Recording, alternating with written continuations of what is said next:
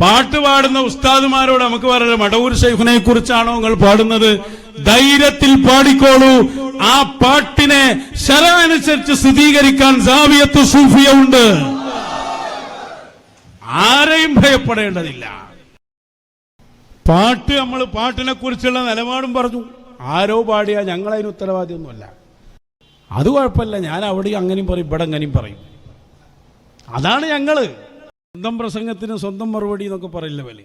അതിൽ ഏറ്റവും വലിയ അവാർഡ് കൊടുക്കേണ്ട ഇയാൾക്കാർ. അവരവരെ സ്വഭാവം കാണിച്ച് പണ്ട് അമ്പൂരി പറഞ്ഞമാതിരി അവൻ തിന്നുന്നത് അവൻ പറയുന്നു, നാം തിന്നുന്നത് നാം പറയുന്നു എന്ന് പറഞ്ഞമാതിരി ഓന്റെ സംസ്കാരം അവൻ കാണിച്ചു. അപ്പൊ ആ ഈറ്റികളെ കുറ്റം പറഞ്ഞിട്ട് കാര്യമില്ല. എന്താണെന്നറിയോ, ഇവർക്ക് നിർദ്ദേശം കൊടുക്കുന്ന ഒരു ഷെയ്ഖ് ഉണ്ട്. ആ ഷെയ്ഖിന്റെ റേഞ്ചിന് ആലോചിക്കും. കാരണം ഒരുത്തന് വേറൊന്ന് കൊടുക്കും, ഒരുത്തന് വേറൊന്ന് കൊടുക്കും. രണ്ടും ഒരു സ്റ്റേജിലാ പറയാ. എന്നിട്ട് രണ്ട് ആശയ വൈരുദ്ധ്യമായിട്ട് നടക്കും. ആ ഷെയ്ഖിന് തലച്ചോറ് എത്രത്തോളം ഉണ്ട്. എന്നിട്ട് ഓനാണ് സാഹിബുൽ ബക്കറ്റും മണ്ണാങ്കട്ടിയും ഒക്കെ. ഓലൊക്കെ ഒരു അവസ്ഥ.